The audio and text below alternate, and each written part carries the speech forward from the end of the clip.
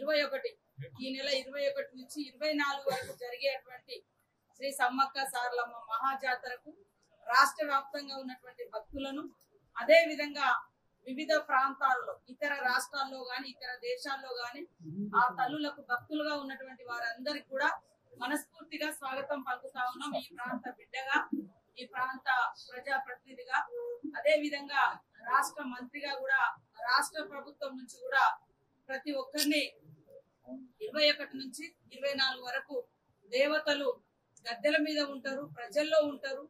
2 ఏళ్ల తర్వాత వనంలో నుంచి జనంలోకి వస్తున్నటువంటి మహాఘట్టం ఫిబ్రవరి 21 నుంచి 24 వరకు జరుగుతుంది. కాబట్టి ప్రతి ఒక్కరిని కూడా మరి మనస్ఫూర్తిగా స్వాగతిస్తాం.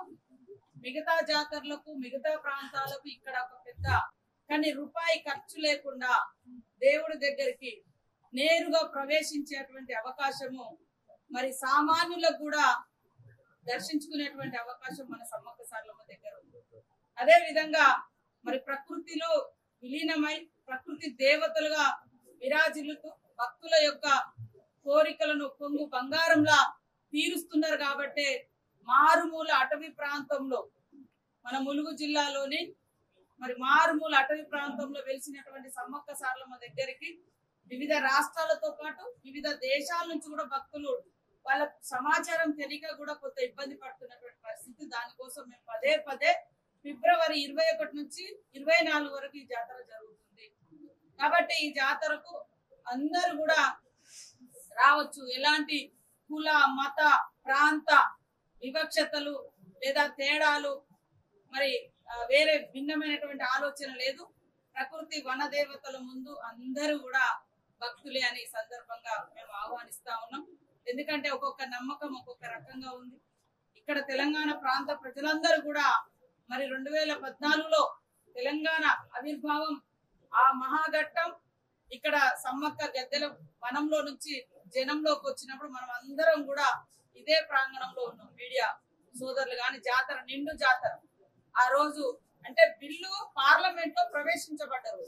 బట్ అంత మహిమలతో పాటు చాలా మంది మేమందరం కూడా ఇక్కడ నుంచే మొక్కుకొని ఇక్కడ అనేక మంది మరి ఉద్యోగులు జాతర అనంతరం ప్రమోషన్ల మీద వెళ్ళినటువంటి వాళ్ళు ఎవరికి కూడా అంటే వృత్తి ధర్మంలో ఉన్నటువంటి వాళ్ళకు మీకు గాని ఉద్యోగులకు గాని ప్రజాప్రతినిధులకు గాని ఎలాంటి నష్టం జరగకుండా 1,000 మందికి పైగా భక్తులు వస్తే అందరూ అలసిపోకుండా పనిచేసేటువంటి గొప్ప ఆరోగ్యం కూడా ఈ ప్రాంతం నుంచి ఆ తల్లుల యొక్క దీవెనలతో మనం పొందుతా ఉన్నాం. అయితే ఈ జాతర నిర్వహణ కోసం మరి సీఎం రేవంత్ రెడ్డి గారి నాయకత్వం ఉన్నటువంటి కాంగ్రెస్ ప్రభుత్వము, అదే విధంగా డిప్యూటీ సీఎం గారు, మా కేబినెట్ అంతా కూడా ఫస్ట్ విడత 75 కోట్ల విడుదల చేయడం జరిగింది. తర్వాత 35 కోట్లతో జీవో ఇవ్వడం జరిగింది. అంటే భక్తుల సౌకర్యాలకు ఎక్కడ కూడా భంగం కలగకుండా, ఎక్కడ కూడా ఇబ్బంది రాకుండా ఎట్లా వీలైతే అట్లా సక్రమంగా నిజాయితీతో నాణ్యతతో మరి ఎక్కడికక్కడ రివ్యూలు చేసుకుని ఫండ్స్ రిలీజ్ చేసేటువంటి అధికారం అవకాశం కలెక్టర్ గారికి ఇవ్వడం జరిగింది. వారానికి ఒకసారి మేము రివ్యూ కూడా పెట్టుకుంటున్నాం. ఇప్పటి వరకు కూడా పూర్తి స్థాయిలో పనులన్నీ కూడా కంప్లీట్ అయినా. ఇంకొక నేషనల్ హైవే అండ్ ఇక్కడ కొద్దిగా ఒక సిసి రోడ్ ఒకటి ఉంది. టాయిలెట్స్ అనేది ఎందుకంటే పెద్ద ఎత్తున భక్తులు వచ్చినప్పుడు అందుబాటులోకి తీసుకురావడం మనకు మొదటి నుంచి ఉంది. ఏవైతే గోడలు అవి ఒక్కటి మాత్రం పెండింగ్ పెట్టినాము. డ్రింకింగ్ వాటర్ కూడా మేము కూడా ఎప్పటికప్పుడు అధికారులకు సూచిస్తా ఉన్నాం. ఈసారి డ్రై కూడా అంటే ముందే మనకు కొంచెం ఎండలు ఎక్కువ ఉన్నాయి, వర్షాలు కూడా ముందే తగ్గిపోయినాయి కాబట్టి ఆ ఎండ తీవ్రత కూడా ఎక్కువ ఉండే అవకాశం ఉంది. సో డ్రింకింగ్ వాటర్ దాని మీద కూడా మేము స్పెషల్ ఫోకస్ కూడా పెట్టడం జరిగింది. అదే విధంగా పత్రికా మీడియా సోదరులు కానీ పూజారులు కానీ మన పోలీస్ డిపార్ట్మెంట్ ద్వారా కూడా మేము అందరి నుంచి మరి కొన్ని అంటే మఫ్టీలో పెట్టి కొంత అధికారుల ఒపీనియన్స్ కూడా పబ్లిక్ ఒపీనియన్స్ కూడా మేము తీసుకుంటా ఉన్నాం. ప్రతి రివ్యూలో ఎక్కడెక్కడ మనకు నెగిటివ్ పాయింట్స్ ఉన్నాయి, ఎక్కడెక్కడ మనం బాగా చేయాలనేది. ఇంకా మనకు తక్కువలో తక్కువ ఒక 14 రోజులు మాకు టైం ఉంది. 10 అనేది బార్డర్ కొద్దిగా నేషనల్ హైవే తోటి కొంచెం ఇబ్బంది పడుతున్నమాట వాస్తవం. ఇంకా కొంచెం కాంట్రాక్టర్లు ఎక్కడెక్కడో పాత బిల్లులు చేసి అక్కడ బిల్లు రావాలి ఇక్కడ బిల్లు రావాలని కొద్దిగా డిలే చేస్తే ఆ కాంట్రాక్టర్ అవసరం పక్కన పెట్టి వేరే వాళ్ళతో కూడా మేము వర్క్ చేస్తున్నటువంటి పరిస్థితి. కాబట్టి ఏమి ఇబ్బంది లేకుండా ఇప్పటికే దాదాపుగా లక్షలాది మంది భక్తులు మీరు చూస్తూనే ఉన్నారు. జనవరి కంటే ముందు నుంచి మరి లక్షలాది మంది భక్తులు వస్తున్నారు. మా జిల్లా పోలీసు యంత్రాంగానికి కూడా ఈ విరామం లేకుండా వాళ్ళు కూడా పనిచేస్తున్నారు. జిల్లా అధికార యంత్రాంగం అంతా కూడా, మిగతా డిపార్ట్మెంట్స్ కూడా. ముఖ్యంగా నేను అప్రిషియేట్ చేసేది అంటే ఆర్టీసీ వాళ్ళే ఫస్ట్ స్టార్ట్ అయిన వాళ్ళ వర్క్స్. వాళ్ళు వాస్తవానికి మనము గతంలో గత జాతరలో 2800 బస్సులకు మాత్రమే మనం ఏర్పాటు చేసాం.